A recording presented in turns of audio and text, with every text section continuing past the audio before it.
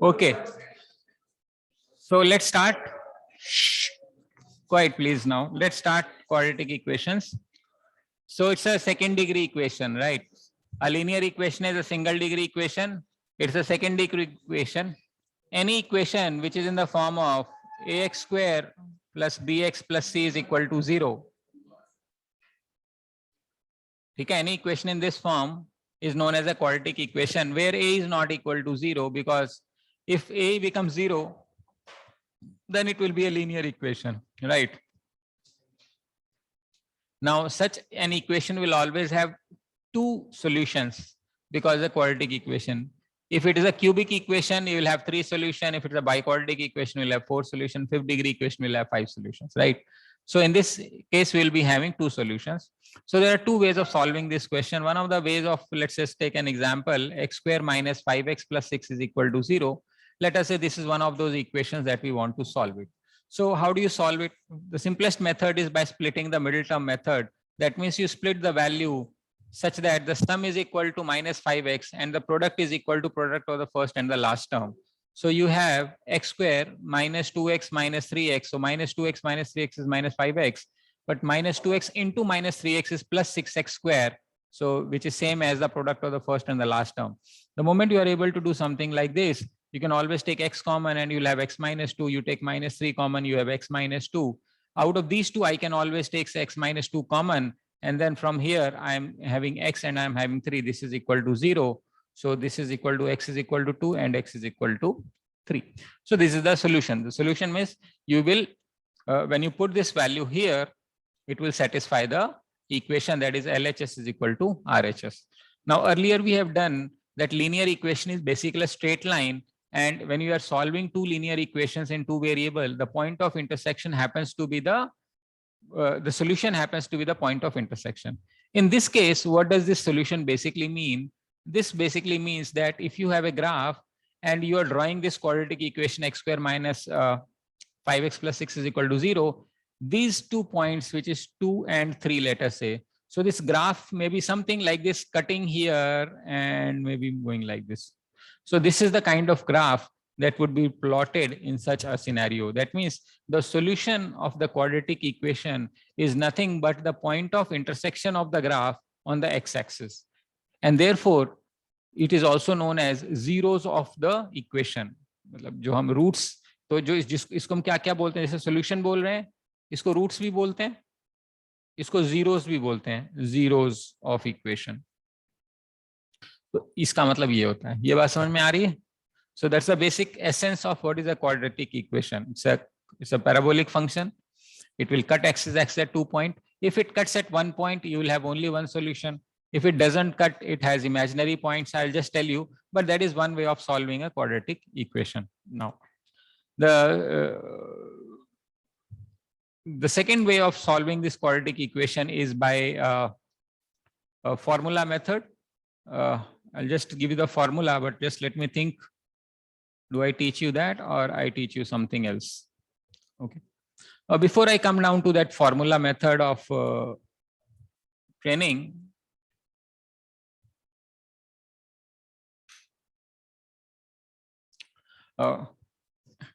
we also need to know the framing of equation, as in, if we are given an equation, we are able to find roots, right?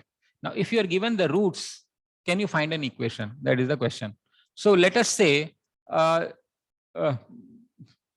let us say I have roots alpha and beta of some equation. How do you find out an equation? जैसे कि यहाँ पे मेरे पास equation था, मैंने roots निकाल लिए, मेरे पास roots आ गए, मुझे equation बनानी है. ये we'll go the reverse process. Roots कैसे आए थे? X minus 2 into x minus 3 is equal to 0. That means x minus 2 was 0, x minus 3 was 0. तो जब x minus 2 0 था तो x की value 2 आ गई थी, y x minus 3 0 था तो 3 आ गई. तो चूंकि ये roots आ गए तो last step x minus alpha into x minus beta is equal to 0 रहा होगा, तभी आपने x is equal to alpha, x is equal to beta निकाला होगा. ये कहाँ से आया होगा? इसके पहले कुछ ऐसा रहा होगा, x alpha minus x beta plus alpha beta is equal to 0, जिसको आपने बेसिकली कॉमन निकाला होगा.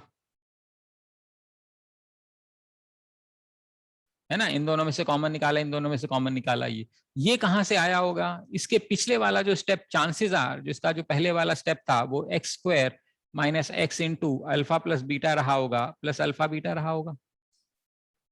इसका मतलब ये है कि अगर हम ध्यान से देखें तो मेरी जो क्वाड्रेटिक इक्वेशन है वो x square minus x into sum of roots है प्लस प्रोडक्ट ऑफ रूट्स है। इसका मतलब जनरलाइज कर दें तो x square minus S x plus P is equal to 0, that is the equation. So for example if my roots are 2 and 3, right, so how do you find x square minus x into sum of the root is given as 2 plus 3, product of the root is given as 2 into 3 is equal to 0, so I'll have x square minus 5x plus 6 is equal to 0, जिसको मैंने अभी solve करके roots निकाला था। So equation of equation can be framed by taking the formula x square minus sx plus p is equal to 0, right? Now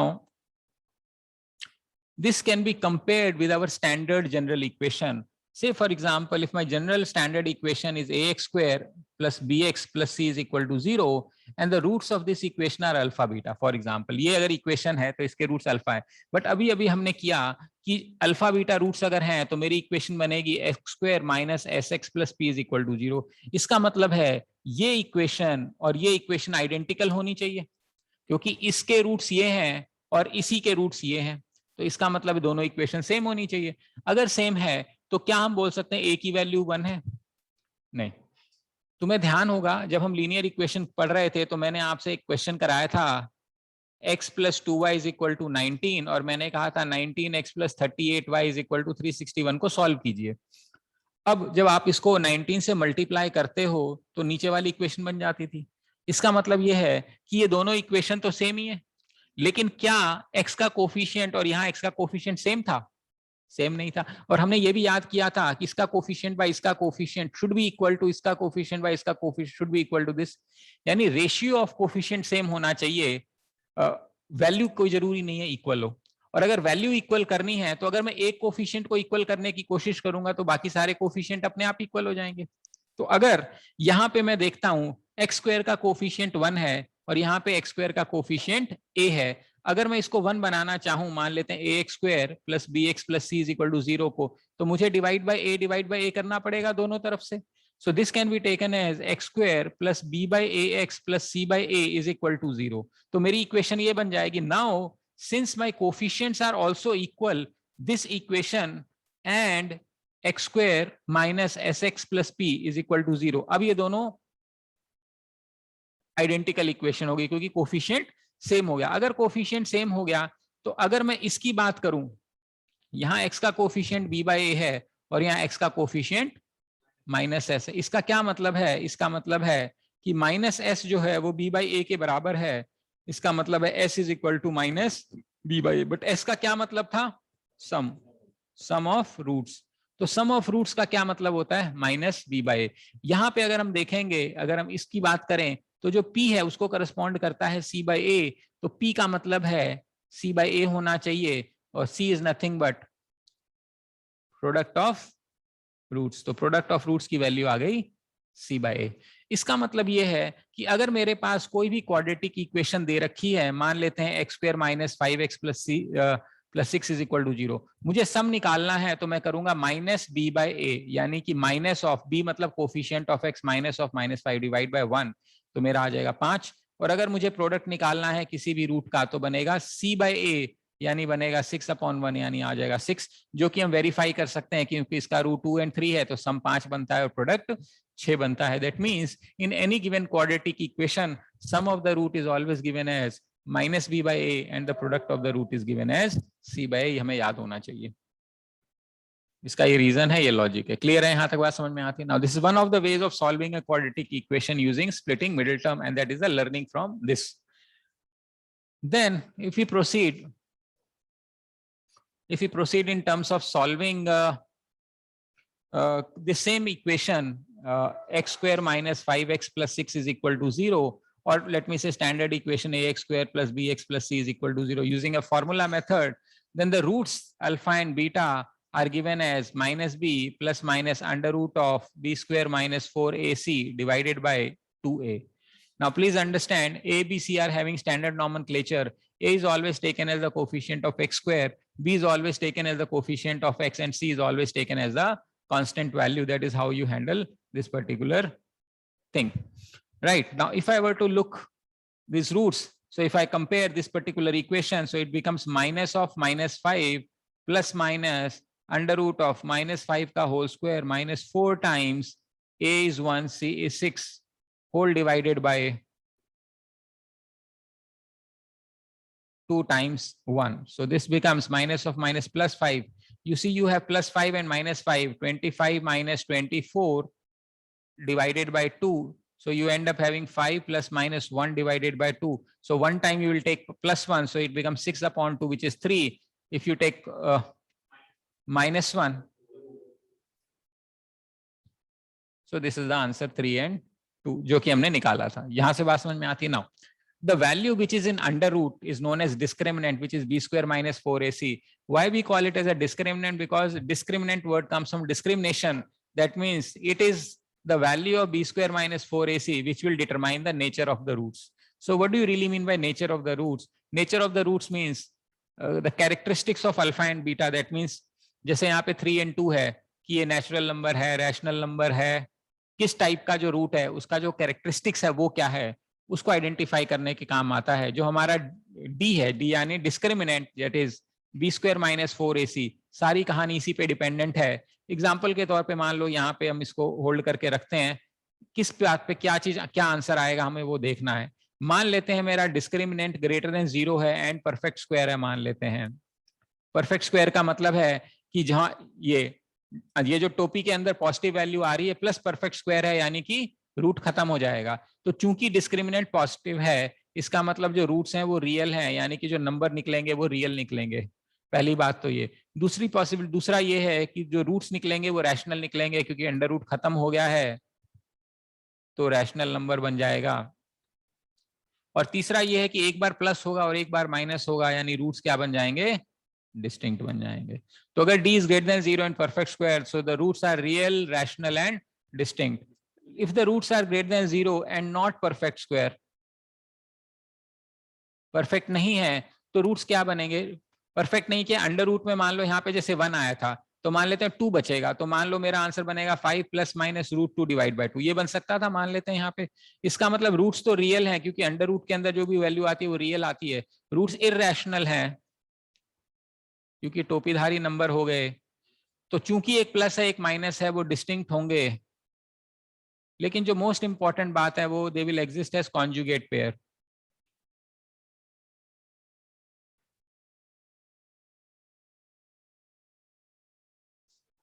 conjugate pair का मतलब है कि अगर मेरे पास एक 5 प्लस रूट 2 है तो दूसरा रूट अपने आप 5 माइनस रूट 2 हो जाएगा, कोई चक्कर ही नहीं है. इसका एग्जाम्पल के तौर पे मान लेते हैं हमारे पास कोई क्वेश्चन है 27x square minus 872x plus 43 is equal to 0, and I say one of the root is 23 plus root 57. What is the other root?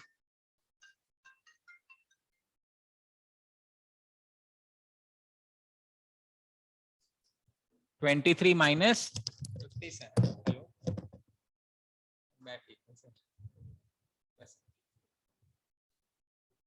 बताइए चलो, मैं क्लास में था, मतलब लंबी नहीं होगी बात, छोटी सी रहती. हाँ हाँ हाँ बताओ. हाँ हाँ अच्छा.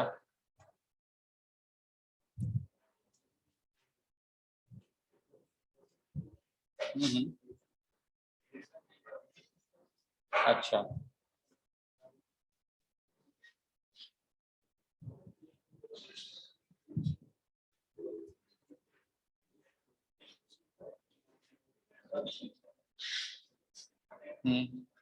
अच्छा. मार्च 23 तक था. अच्छा अच्छा ठीक है.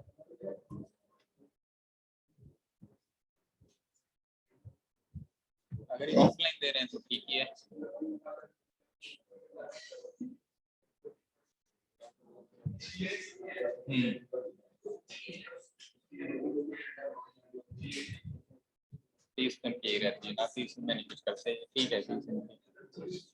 नहीं है करेंगे नहीं है हाँ दिल्ली वाले ने बात ही नहीं करते अभी तो इनका स्टैंडर्ड आई है जो स्कीम है ना हेड ऑफिस की है इसलिए दे रहे हैं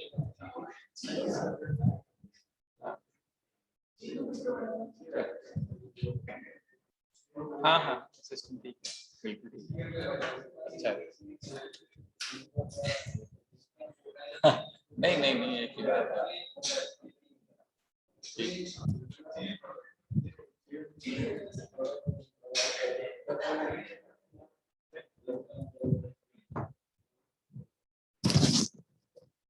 ओके सो conjugate pair मतलब मान लो one of the root is 23 plus root 57 say for example what is the other root do you need to solve it no because they will exist as conjugate pair so this is a standard knowledge we must have and therefore we must know this idea as well ठीक है उसी तरीके से मान लेते हैं मेरे पास d की वैल्यू 0 हो गई यानी कि इस टोपी के अंदर 0 आ गया तो एक बात तो कंफर्म है रियल है ठीक है हम इसमें रैशनल नहीं बता सकते लेकिन जो सबसे इंपॉर्टेंट बात है वो है इक्वल है क्योंकि ये 0 आ गया तो 5 + 0 या 5 - 0 इक्वल रूट्स आ जाएंगे आ रही बात समझ में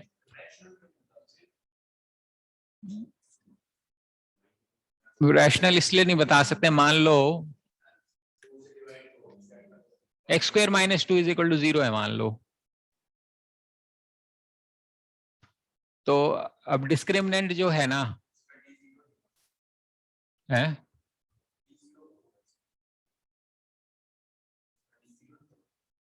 क्यों वो कर देते हैं कोई नहीं b की वैल्यू 0 है -4 AC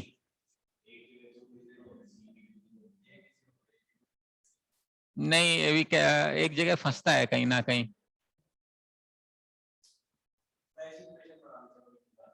कैसी परफेक्ट स्क्वायर है मान लेते हैं x² -4 x + 4 मान लेते हैं ये ले लेते हैं इसका डिस्क्रिमिनेंट तो 0 है ठीक है तो अब मान लेते हैं हमने कर लिया x² -2√2 √2 मान लेते हैं ठीक है अभी बनेगा b² - 4 AC = 0 b² 4 × 2 = 8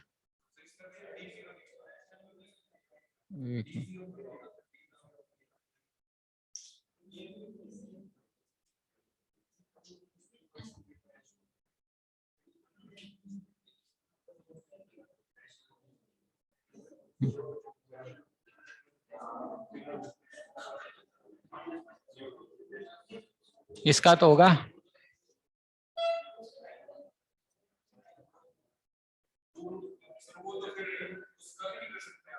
इसका इसका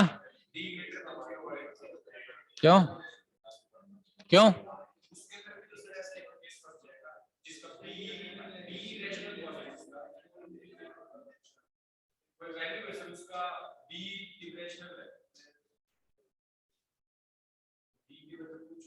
नहीं ये फंसता है कहीं ना कहीं देख के बताऊंगा कहाँ है रियल है और इक्वल है that's all we can say मान लेते हैं हमने x - 1 का होल स्क्वायर कर लिया मान लो तो d0 आ जाएगा मेरे पास ठीक है परफेक्ट आ जाएगा लेकिन इसमें रूट भी रैशनल आ जाएगा ठीक है मान लेते हैं अपन ने x - √2 का होल स्क्वायर कर दिया मान लेते हैं ठीक है तो इसके अंदर x की वैल्यू √2 आनी चाहिए और रूट इक्वल भी आ रहे हैं इसका मतलब मान लो मेरी इक्वेशन x² + x² - 2√2 + 2 = 0 है मान लेते हैं इक्वेशन है तो इसको जब सॉल्व करेंगे तो डिस्क्रिमिनेंट 0 आएगा b² - 4 AC जब लेकिन इसका जो x की वैल्यू जो सॉल्व करेगा वो √2 सेटिस्फाई करेगा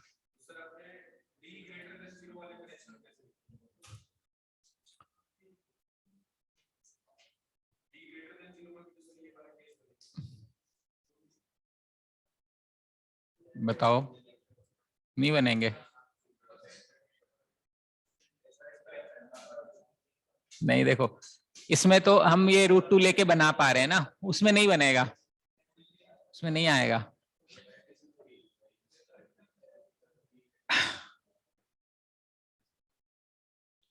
जब तुम डिस्क्रिमिनेंट 0 ग्रेड से ले लोगे ना, ले लोगे तो नहीं मिलेगा, फंसेगा नहीं।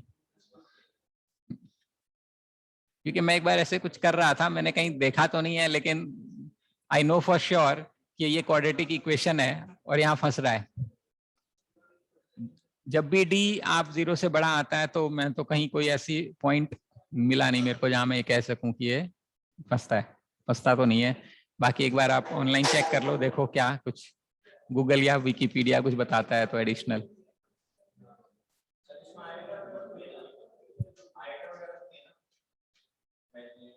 अभी आएगा इमेजिनरी, जब डी लेस देन 0 होगा तभी इमेजिनरी आएगा, अभी तो नहीं आएगा, इस केस में तो नहीं आएगा। अब इसका जो पर्पस है ना, जो इसकी यूटिलिटी है वो ये है कि मान लेते हैं हमारा क्वेश्चन आ जाए कि x² minus 5kx plus 7 is equal to 0. What should be the value of k such that the roots are equal? Question ये बनेगा, if this is the question, what is the value of k such that the roots are equal? So if roots are equal, we know discriminant is equal to 0, which means 5k square minus 4 into 1 into 7 is equal to 0. And so we can say, k square is equal to 28 upon 5. Or let's say, k is equal to under root of 28 upon 5. Getting it? So this is the kind of question. So one of the values will be unknown. मतलब या तो a unknown है या b unknown है या c unknown है. We need to figure out the value of k such that the roots are equal. And that is where it will be useful. So that's the kind of question you may come across.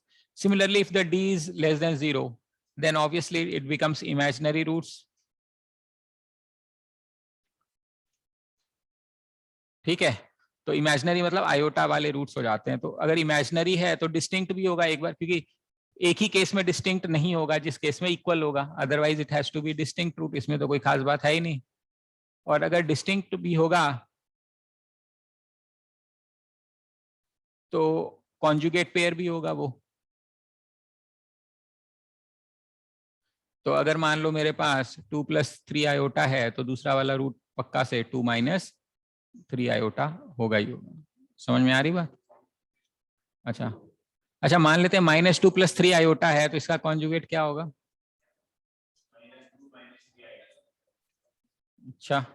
अच्छा मान लो ऐसा होता 3 iota -2।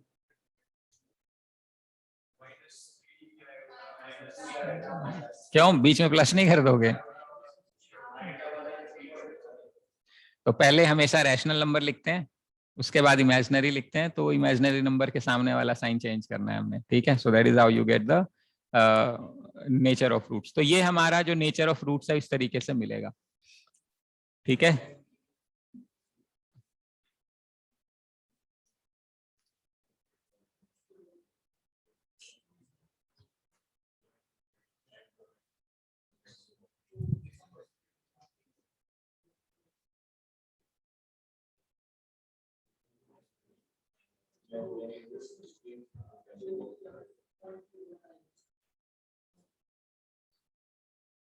ठीक है, यहां तक बात समझ में आती है? अब मान लो क्वेश्चन ये बनता है कि मान लेते हैं मेरे पास एक स्टैंडर्ड इक्वेशन है ax² + bx + c = 0, जिसके रूट्स अल्फा बीटा हैं। हम चाहते हैं ऐसा रूट बनाना जिसके रूट्स मान लो -α -β हो, या फिर हम चाहते हैं ऐसे रूट्स बनाना जो 1/α 1/β हो, या हम चाहते हैं ऐसे रूट्स बनाना जिसके α² β² हो, या हम रूट्स बनाना चाहते हैं जो 2α 2β हो। यानी हमें रूट्स में चेंज करना है ताकि हम इक्वेशंस में बदलाव ला सकें। तो उसको हम कैसे करते हैं? एक तरीका तो यही होता है कि मान लो हमें ये वाला रूट चाहिए फॉर एग्जांपल, ठीक है, तो हमें पता है कि अल्फा प्लस बीटा की वैल्यू -b/a है और अल्फा इंटू बीटा की वैल्यू c/a। कहां से आया? इस इक्वेशन से आया। क्योंकि हमें ये रूट चाहिए तो मेरी इक्वेशन क्या बनेगी? x² - x into sum of the root is -α plus -beta plus -α into -beta is equal to, यही बनना चाहिए।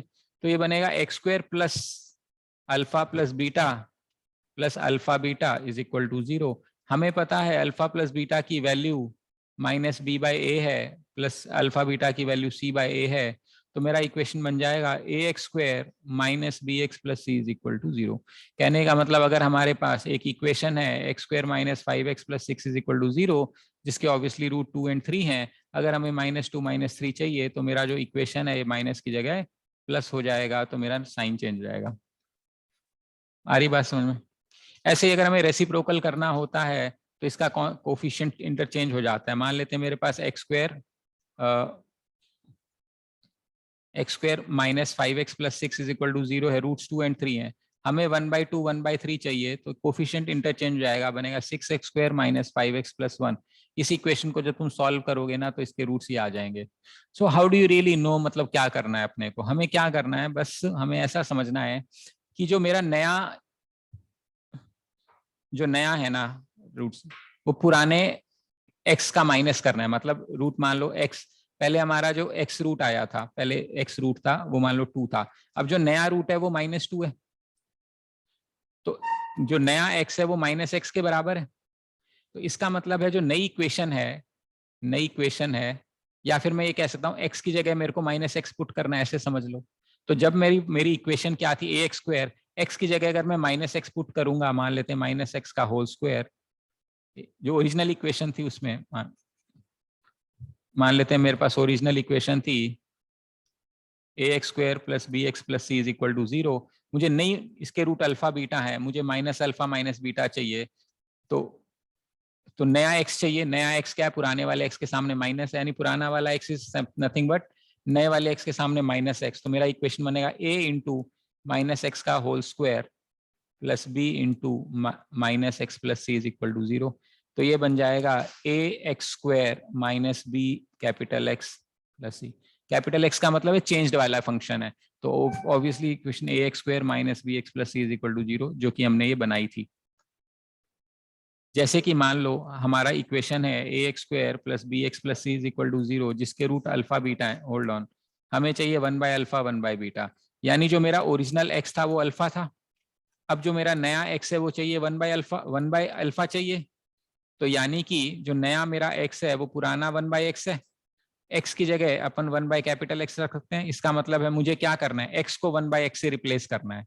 तो अगर मेरी इक्वेशन ये है तो एक्स को मैं 1/x से रिप्लेस करूंगा, तो एक्स की जगह 1/x का whole square plus b into 1/x plus C is equal to 0 आ जाएगा। तो ये बन जाएगा a upon x square plus b upon x plus C is equal to 0। LCM लोगे तो बनेगा एक्स स्क्वायर, ये बनेगा a plus B x plus C x square is equal to 0।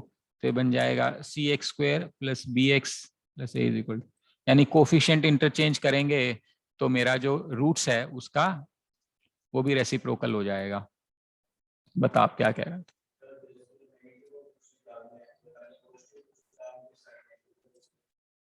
हमें तो इक्वेशन निकालनी है ना रूट्स की। ठीक है, मैं डायरेक्ट फॉर्मूला बता रहा हूँ। मान लेते हैं हमें रूट्स चाहिए 2 अल्फा 2 बीटा, मान लेते हैं 2 अल्फा 2 बीटा चाहिए, और मेरा ओरिजिनल इक्वेशन है a x square plus B x plus C is equal to 0, जिसके रूट्स अल्फा बीटा है। तो कहने का मतलब अगर एक्स की वैल्यू अल्फा है, अब मुझे नया एक्स चाहिए, नया एक्स क्या होगा, नया एक्स को मेरे को चाहिए 2 अल्फा, तो जो नया एक्स है वो 2 इंटू पुराने एक्स के बराबर है, यानी जो पुराना एक्स है उसको क्या लिखना पड़ेगा मुझे, कैपिटल X/2 लिखना पड़ेगा। यानी कि यहाँ पे x की जगह मैं क्या लिखूंगा, x/2 का होल स्क्वायर। अब इसको सॉल्व करेंगे तो a x square upon 4 plus 2bx upon 4 plus 4c upon 4 is equal to 0। तो इक्वेशन बनेगी a x square plus 2bx plus 4c is equal to 0। तो मेरे रूट्स क्या हो जाएंगे, उप्स ये क्या हुआ, मेरे रूट्स क्या हो जाएंगे, डबल हो जाएंगे। एक एग्जाम्पल करके देख लेते हैं। मेरा इक्वेशन था x square minus 5x plus 6 is equal to 0, जिसके रूट्स क्या थे 2 एंड 3।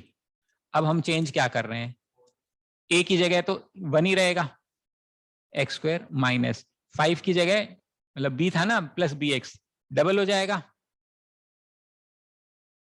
ठीक है, तो कितना हो जाएगा 10, और इसकी जगह कितना हो जाएगा 24।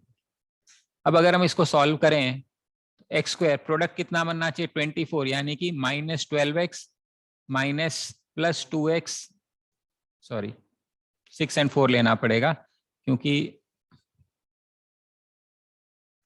तो ये बनेगा -6x minus 4x plus 24 is equal to 0। x common निकाल के x -6 बनेगा, -4 कॉमन निकाल के x -6, तो यहाँ पे x की वैल्यू 4 बनेगी और y की वैल्यू 6 बनेगी, जो कि 2 × 2 है, जो कि 2 × 3। समझ में आ रहा है? यानी अगर रूट में मल्टीप्लाई करना है तो x की जगह x बाय जो भी मल्टीप्लाई, अगर k x बनाना है तो x बाय k हो जाएगा। मान लो हमें रूट चाहिए 2/k, तो नया x क्या बन जाएगा kx। इस टाइप से हम इसको सॉल्व कर सकते हैं। ठीक है, तो मतलब अगर हमारा रूट एक इक्वेशन है और उसके रूट दे रखे हैं, अब वो कह रहा है रूट में ये चेंजेस आने हैं, तो बताओ इक्वेशन में क्या चेंजेस आएंगे, उसका ये डायरेक्ट शॉर्टकट है। नहीं तो ऑफ कोर्स तुम आप जो मैंने मेथड बताया x² minus sum of the roots plus product of the roots तो सॉल्व कर ही सकते हो। सम ऑफ द रूट्स की वैल्यू ओरिजिनल वैल्यू जो है वो जो क्वेश्चन का इक्वेशन है वहां से निकल जाएगी, उसको सब्स्टिट्यूट करोगे आंसर आ जाएगा। But this is a direct way of handling that particular question. यहां तक समझ में आती है बात? और बुक देना मेरे को नेक्स्ट आइडिया एक बार क्या है इसके अंदर। इसी में मैक्सिमम मिनिमम इसी में है या नहीं है? इसी में है।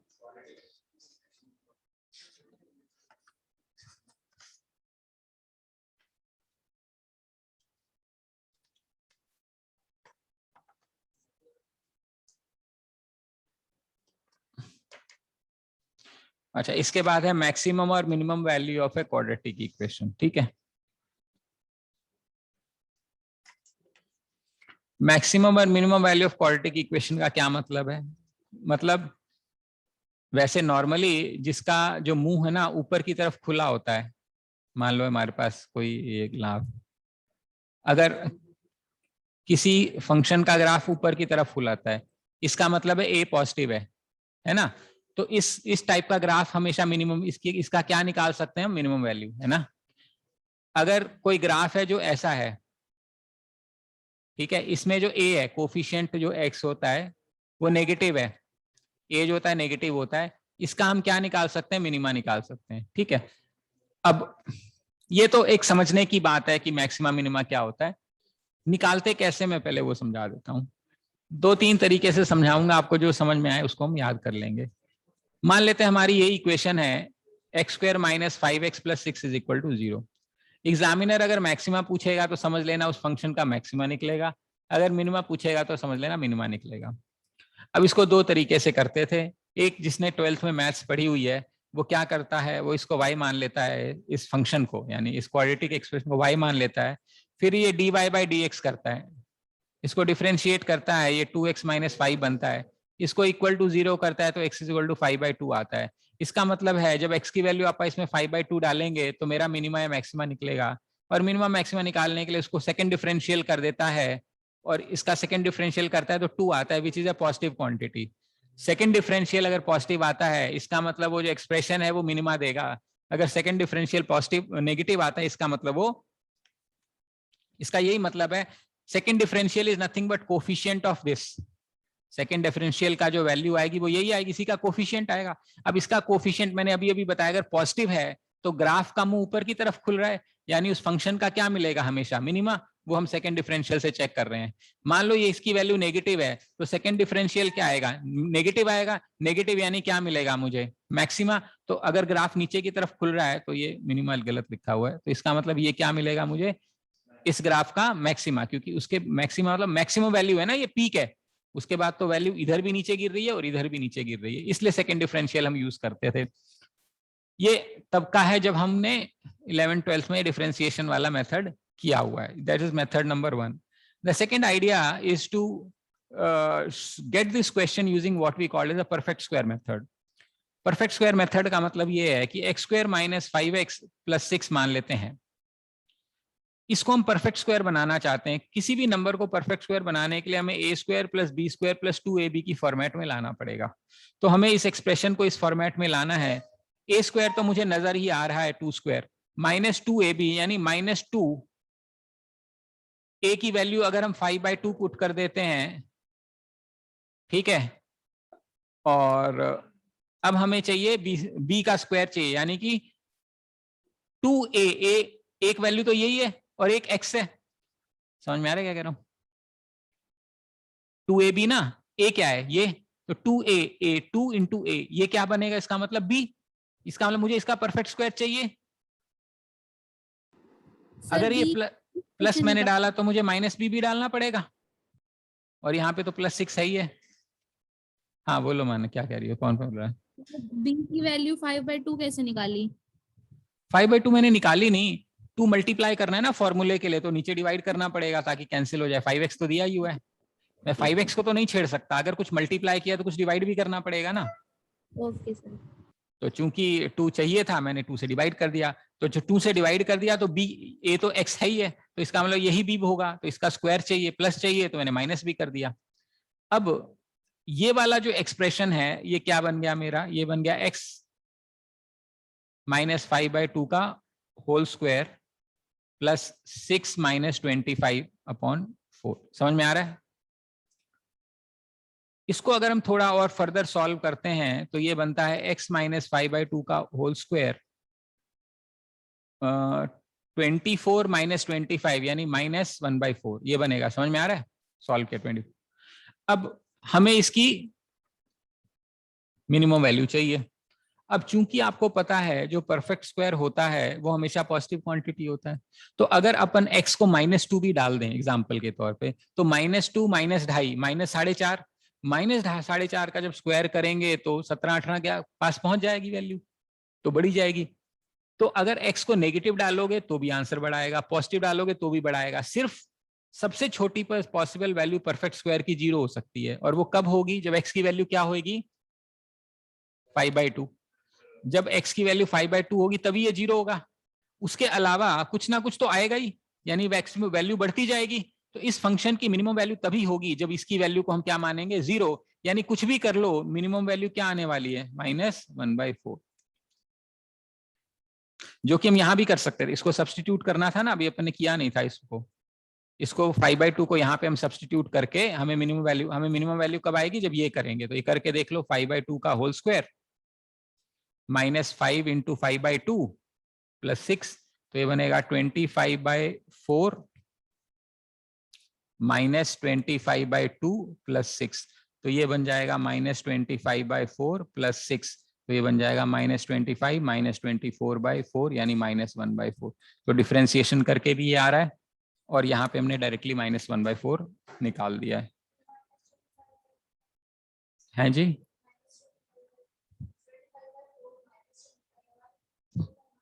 ये प्लस में है, ये माइनस में है ना, इन दोनों का जो कंबाइंड रिजल्ट है ना वो है ये नीचे वाला।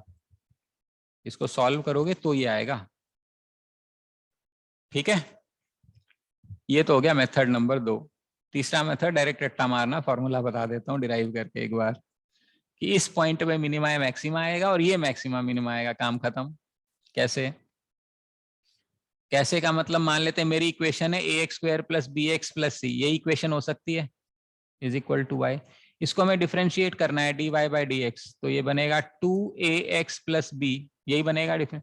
इसकी वैल्यू 0 होनी चाहिए, यानी x की वैल्यू क्या होनी चाहिए, -b/2a। यानी कभी भी आपको मिनिमा निकालना है या मैक्सिमा निकालना है तो किस पे मिलेगा, -b/2a पे। एग्जाम्पल के तौर पे x² - 5x + 6 = यही था। कब मिलेगा मिनिमम, -b, b की वैल्यू -5 है, 2/a का मतलब 1 है, तो क्या बन जाएगा 5/2। यही सॉल्व किया था इतनी मेहनत करके। यानी मिनिमा या मैक्सिमा कहाँ मिलेगा, -b/2 है, काम खत्म। ना डिफरेंशिएशन ना परफेक्ट स्क्वायर, आंसर आएगा, लेकिन याद होना चाहिए।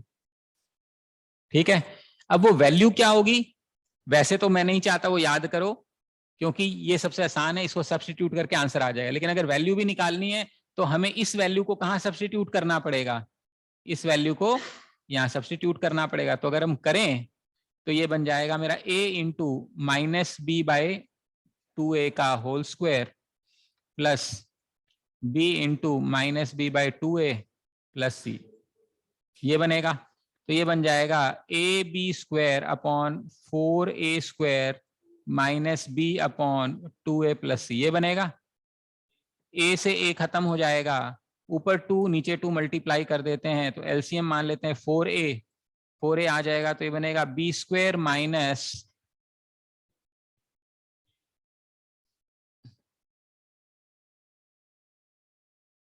2b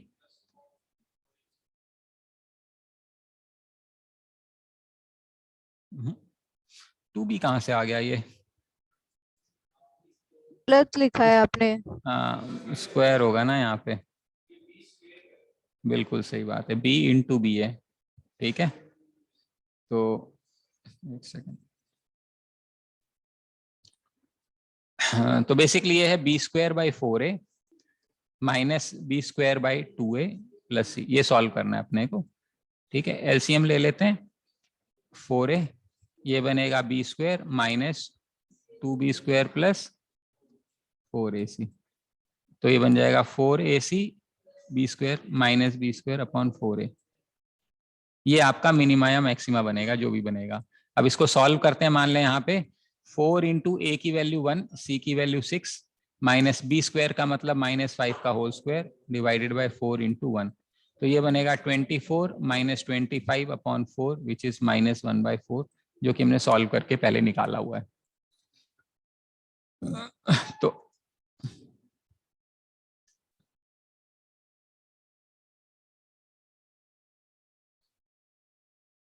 तो ये हमारा पॉइंट ऑफ मैक्सिमा या मिनिमा है। ठीक है, और ये मेरा एक्चुअली मैक्सिमा या मिनिमा है।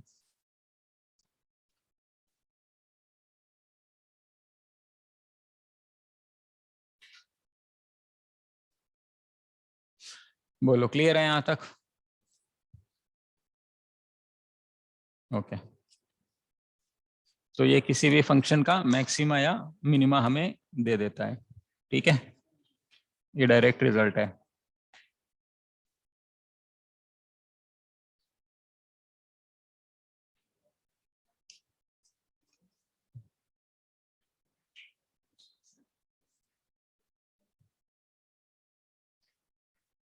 इसके बाद आता है हमारा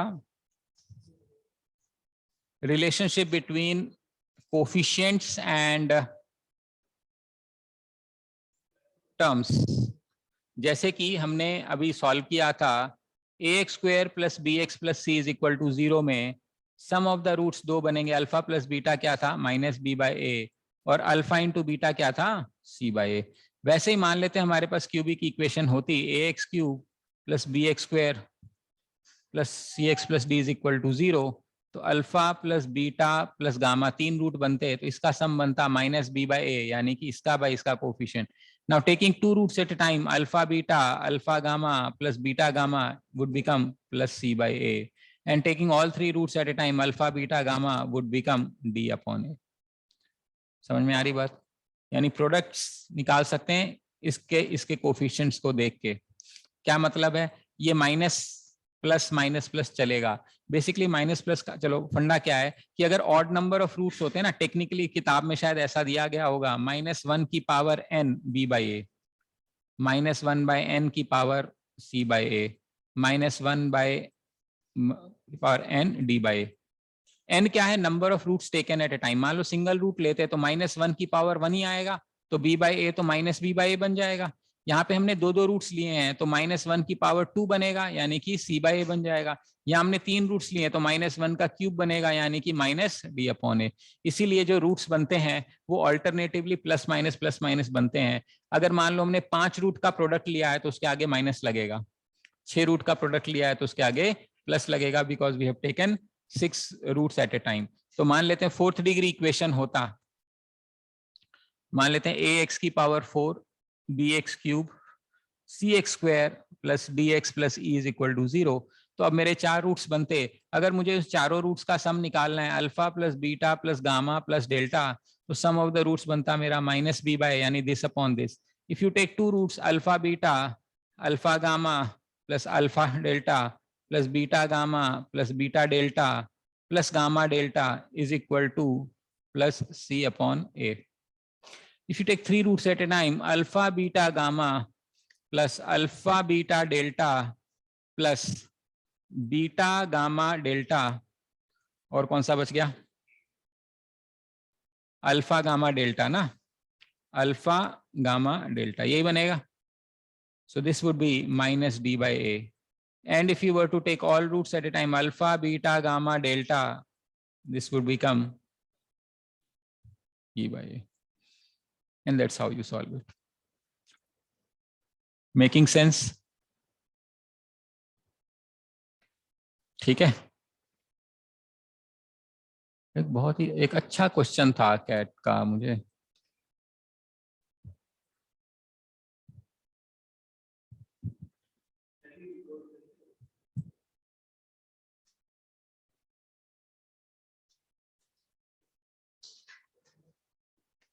Okay, just let me